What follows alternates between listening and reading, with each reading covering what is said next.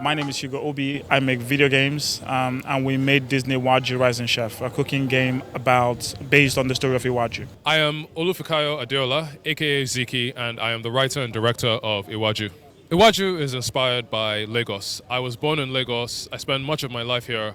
And as a storyteller, I always knew that I wanted to tell a story that was inspired by the spirits of Lagos. Hi, my name is Tolu Oluwofuyeku. I'm a co-founder of Kugali, and I am the cultural consultant for Iwaju. Hello, my name is Christine Service, and I'm the general manager for the Walt Disney Company in Africa, and we're here in Lagos today to celebrate the series Iwaju. My name is Chioma, and I play a character named Chioma, coincidentally. My name is Simisola Badamosi. I'm 12 years old, and I play Tola. Happy birthday, Tola. This is Oti.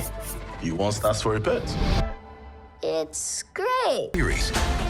What would you say if I asked you to go to the mainland? You want to see the real Lagos? Yes, let's go. My name is Hamid Ibrahim. I'm one of the co-founders of Kugali and the CEO of the company. And for Iwaju, I was a production designer and one of the filmmakers. It was a very natural experience in that I had already experienced working in Hollywood. It was just from a different perspective. In that this was a project that I was building and had a lot of emotional investment in the project itself. So it was more from the inside that it was different, whereas the physicality of it was very similar, just a larger team and more spread out all over the world. It wasn't too challenging because when I first started, Tola was 10, I was 10, so it made it a bit easier to...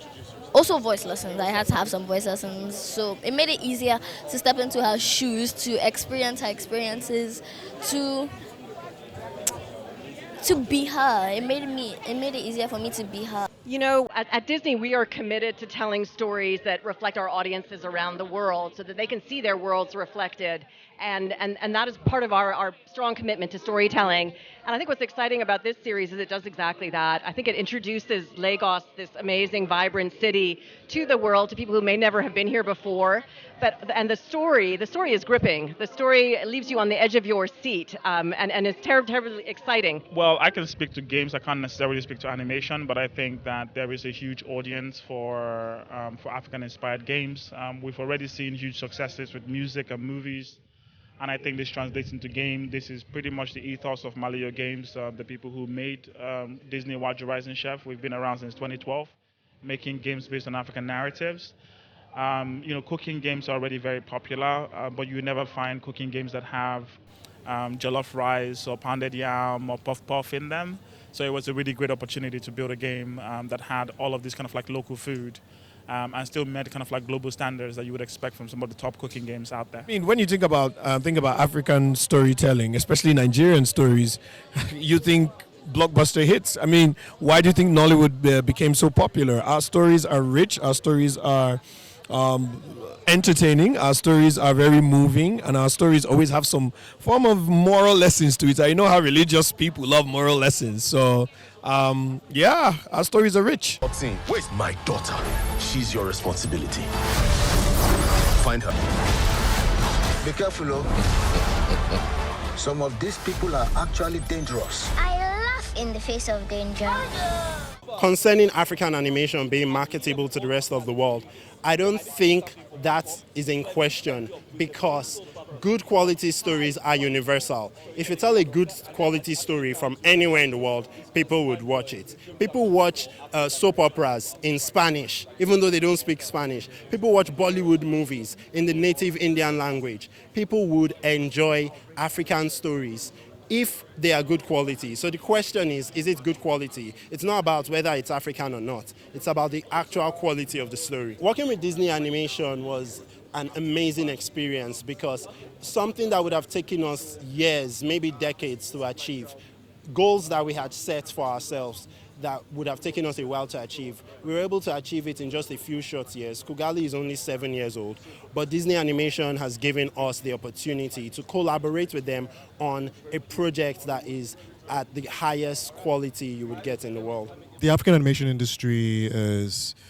already a very vibrant and varied landscape of creativity, and the medium is expanding all the time. Animated series, And I saw that was a very easy avenue for us to sell our stories, especially to sell our folk heroes. And we're talking like people like Shango, like Ogwa, and all of that.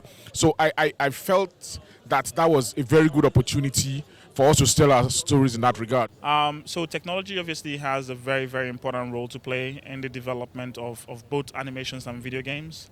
But it's soft technology. It's not heavy technology. You know, like anybody who has a computer and has access to the internet can pretty much start to learn these kind of like skills and can start developing either games or animation.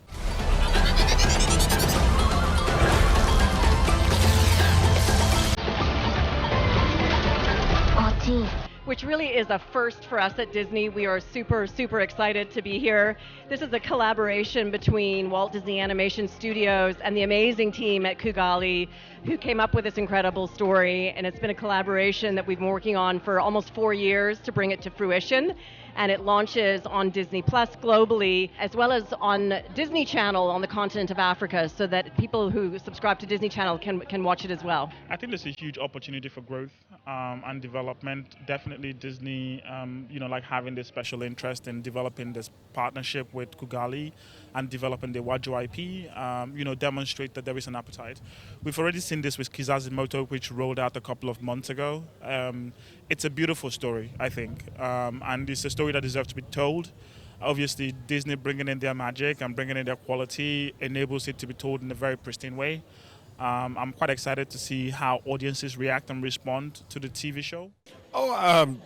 Disney's in Africa. That's all that matters. I mean, we grew up watching a lot of Disney cartoons, from Snow White to Pinocchio, Beauty and the Beast, Sleeping Beauty, you name it. I've watched almost all, if not all. So to see them now collaborate with our home country is just amazing.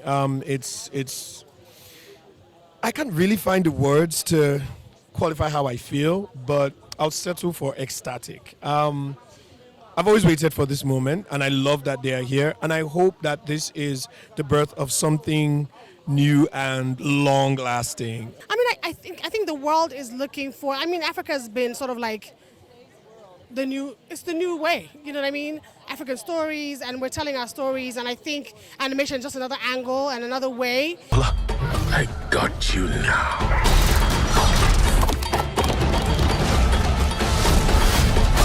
I think it's very, very marketable, because there are so many angles. We have so many untold stories.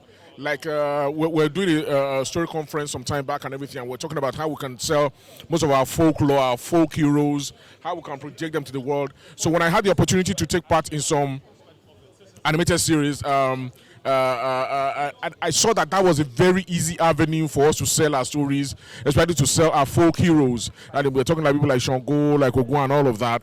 So I felt that was a very good opportunity for us to tell our stories in that regard. So definitely it's going to be a plus to us. How marketable? I think it is hugely marketable. I mean, Nigeria is the leading African nation. It is the one that really needs to lead the voice of the black race.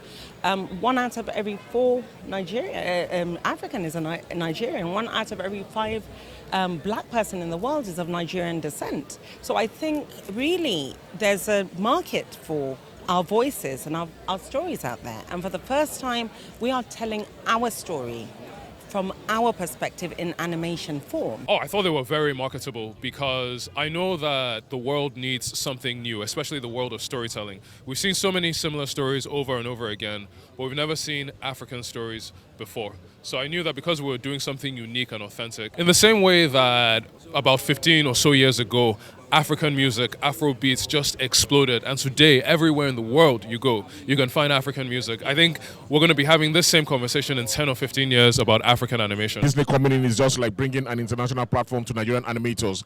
They're already there, they've already been doing stuff, but this is on a whole different level.